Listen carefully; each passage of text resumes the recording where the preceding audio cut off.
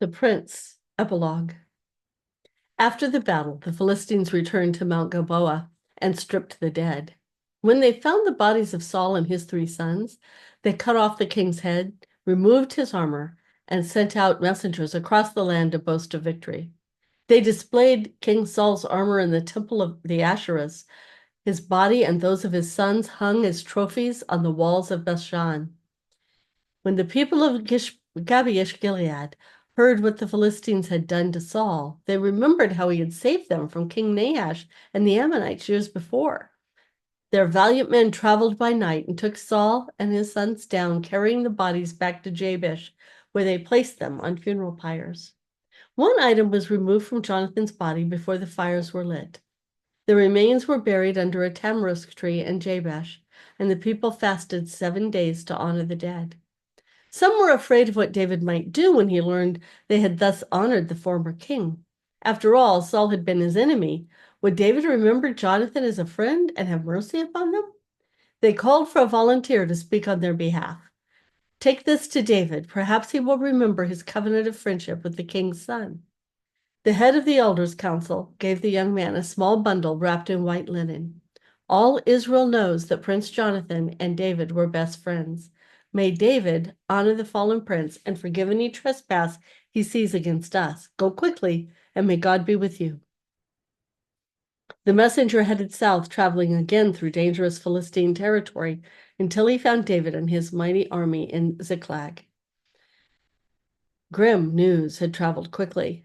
An Amalekite had traveled the day before, boasting that he had taken the crown from Saul's head. David had had him executed. Now, David mourned and ordered his followers to do the same.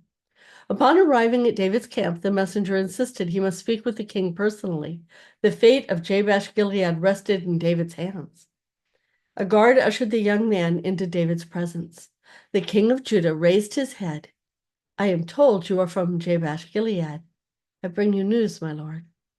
David's eyes darkened. Better news than what I had yesterday, I hope. The young messenger bowed his head. King Saul and his sons no longer hang on the walls of Bethshan, my lord. Our warriors retrieved the bodies, and we have given them an honorable burial for rescuing our city from the Ammonites. I bring you this.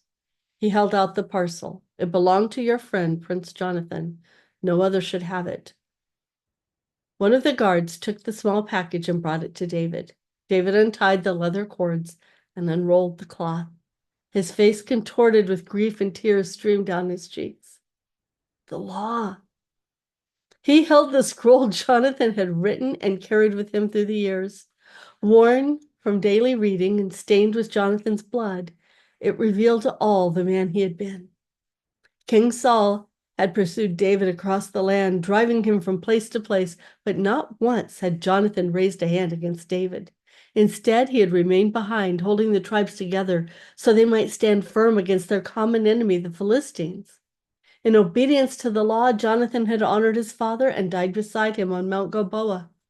David rolled the scroll carefully and placed it back in its torn leather casing. He drew the loop over his head and tucked the scroll inside his tunic against his heart. Never did a man have a truer friend. That night, David wrote a song to honor Jonathan and King Saul.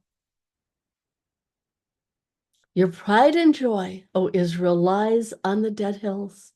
Oh, how the mighty heroes have fallen. How beloved and gracious were Saul and Jonathan. They were together in life and in death. They were swifter than eagles, stronger than lions. Oh, how the mighty heroes have fallen in battle. Jonathan lies dead on the hills. How I weep for you, my brother Jonathan. David ordered all the men of Judah to learn the song of the bow.